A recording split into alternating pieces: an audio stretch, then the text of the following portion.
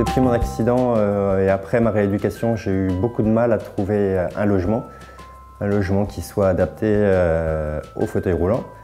C'est vraiment pas évident. J'ai dû arriver sur Valence, puisqu'avant j'étais dans le Diois et que là c'est encore plus difficile de trouver un logement adapté au fauteuil. J'ai trouvé ce logement ici qui est un logement temporaire dans une des résidences du Calbe.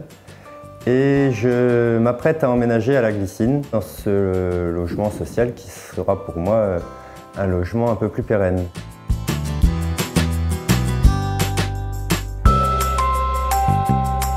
On m'a proposé d'être locataire mais aussi d'accueillir des travailleurs sociaux ou des professionnels de la rénovation, par exemple, des professionnels du logement, pour leur présenter un peu le projet de la Glycine.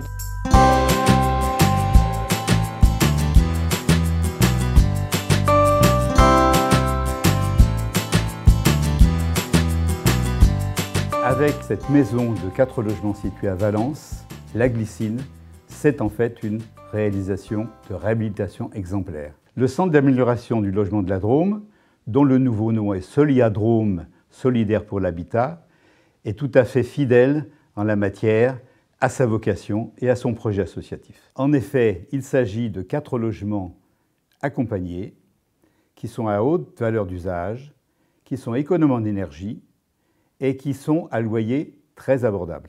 L'attribution de ces logements se fait en lien avec les services sociaux du département. Nous avons à cœur de nous implanter dans des cœurs de ville ou de village afin que les personnes que nous logeons puissent bénéficier des services de proximité, des commerces et de l'ensemble des institutions dont ils ont besoin. Les ménages que nous logeons bénéficient d'un accompagnement social personnalisé. Par ailleurs, nos logements permettent d'accueillir des personnes à mobilité réduite ou porteuses de handicap, et ce, notamment dans le cadre d'une convention qui nous lie à l'Association des paralysés de France. Pour la Glycine, nous avons un logement accessible en voiture. Les seuils, largeur de porte et surface ont été aménagés pour une circulation en fauteuil, ainsi que l'aménagement du coin sanitaire et du coin cuisine permettant de vivre sans contrainte. Le chauffage par le sol évite l'encombrement et les risques de choc. Les interrupteurs et les prises ont été placés à bonne hauteur. La Fondation Caisse d'épargne a contribué à financer une partie du coût spécifique lié à cette adaptation. Ce projet, c'est dit sans flagornerie, c'est exactement l'exemplarité de ce que l'on recherche. Un partenaire qui est un partenaire solide, qui a fait ses preuves, un projet qui est un projet innovant, et enfin un projet ou une réalisation qui va être démultipliable, transposable, et c'est exactement ce type de projet-là que nous souhaitons voir figurer au catalogue des financements de la Fondation de la Caisse d'épargne Loire-Drôme-Ardèche.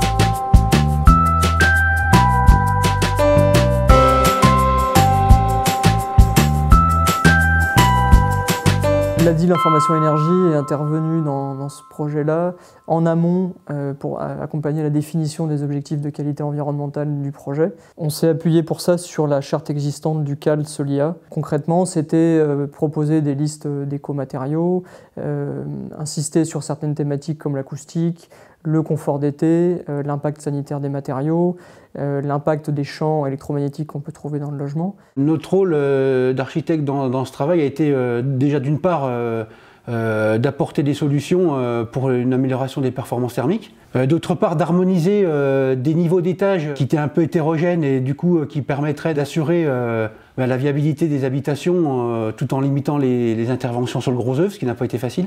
En dernier point, pouvoir arriver à caser dans ces mètres carrés utiles 4 logements, donc un logement pour personnes à mobilité réduite. Le bâtiment est typique des maisons de faubourg de Valence.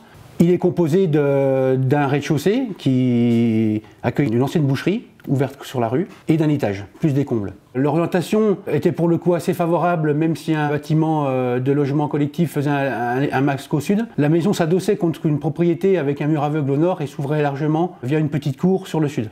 Pour ce chantier, l'objectif était d'atteindre le label BBC Rénovation, c'est-à-dire une consommation moyenne de 72 kWh par mètre carré par an. Pour répondre à ce critère, il a été nécessaire de mettre en œuvre une isolation périphérique en laine de roche d'une épaisseur de 15 cm. En toiture, 30 cm d'isolant ont été nécessaires et c'est de la ouate de cellulose qui a été utilisée afin de garantir un confort d'été plus important aux utilisateurs. Au niveau du sol, afin de traiter plus facilement les différences de niveau, notamment dans le logement pour personnes à mobilité réduite, l'utilisation de mousse polyuréthane a été décidée, ce qui en plus a amené une meilleure performance thermique avec une épaisseur moyenne de 15 cm sur les 2 logements du rez-de-chaussée. Le chauffage est assuré par une chaudière à condensation au gaz de ville, c'est une chaudière collective, couplée à un système de production d'eau chaude sanitaire solaire. Enfin, les fenêtres sur rue ont été choisies avec un double vitrage phonique et non un triple vitrage, celui-ci amenant un surpoids important, diminuant la pérennité de la menuiserie. Sur ce chantier, l'étanchéité à l'air est assurée essentiellement par le compriband bitumé. Donc une fois que la fenêtre est en place et chevillée dans la maçonnerie, on refait un joint silicone avec un silicone neutre sous la pièce d'appui côté intérieur. Pour ce chantier, on a utilisé essentiellement du pin et du mélèze PEFC labellisé. Donc on est sur des bois qui viennent essentiellement d'Europe. Les montants bois des fenêtres sont traités avec un produit FH.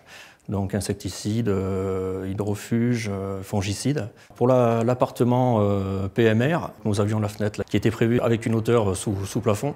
Donc on a décidé de la faire avec un imposte pour que la personne puisse la manipuler beaucoup plus facilement. On a également des seuils plats sur tous les accès par porte-fenêtre et porte d'entrée qui ne dépassent pas 2 cm de haut.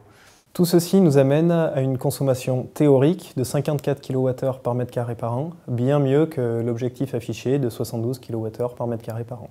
On est très engagé sur la rénovation, la transition énergétique, donc la recherche de solutions qui vont aller vers plus d'économie d'énergie.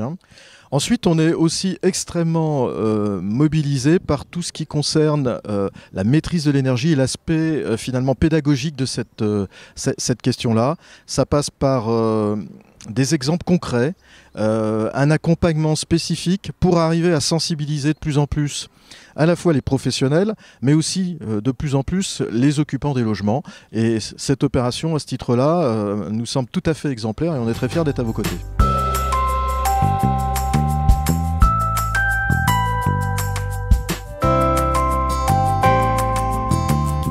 La DIL Information Énergie va accompagner le locataire pour la prise en main du logement et on a prévu d'animer différentes visites pendant 2 à 3 ans à destination des professionnels principalement. Ces visites vont consister en une présentation préalable en bureau entre guillemets à la MJC Château Vert et une visite dans le logement avec un témoignage in vivo du locataire qui pourra par ailleurs faire un retour sur ses consommations, grâce notamment aux outils de suivi qui lui auront été mis à disposition. La Fondation Abbé Pierre soutient cette opération dans le cadre de son programme Toi d'abord, un programme qui est enclenché depuis 2012 de soutien à la maîtrise d'ouvrage d'insertion, c'est-à-dire la production de logements en petites opérations, en diffus, principalement par la réhabilitation de bâtiments déjà existants, pour produire des logements pas chers pour les ménages qui en ont le plus besoin. C'est une réhabilitation qui est aux normes environnementales les plus pointues, avec un coût de l'énergie pour chauffer ensuite qui sera très faible, des logements qui sont accessibles.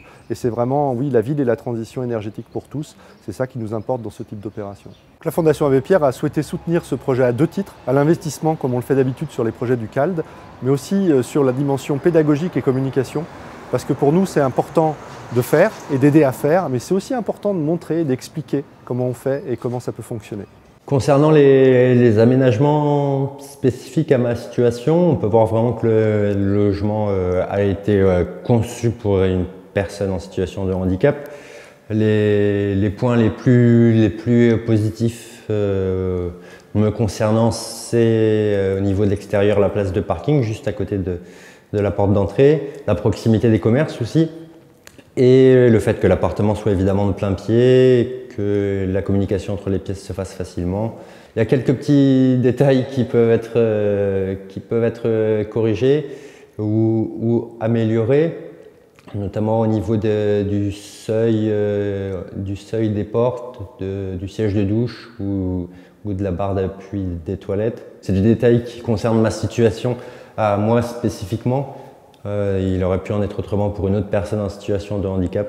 J'ai hâte donc d'emménager ici, de voir comment je vais pouvoir me sentir vraiment chez moi, meubler un peu ce logement et surtout pas avoir à me dire que je dois nécessairement quitter ce logement très bientôt. Ça va vraiment me faire du bien de me sentir enfin chez moi. Par ailleurs, en ligne, sera disponible une visite virtuelle qui permettra de faire un zoom sur les choix techniques qui ont été faits. L'intérêt et l'originalité de l'opération de la glycine, ça n'est pas sa haute valeur technologique, c'est bien sa haute valeur d'usage. Alors qu'est-ce que ça veut dire, la haute valeur d'usage? C'est que tout simplement on n'est pas dans la performance technique et technologique, on est dans l'attention portée à la qualité de l'adresse, à la qualité de l'insertion pour la personne dans son habitat. Et ce qui est original évidemment aussi, c'est que c'est un logement démonstratif mais occupé, avec un locataire qui pourra nous raconter son histoire, comment il vit, comment il s'approprie ce logement au fil du temps, avec une forte animation de l'équipe de la DIL.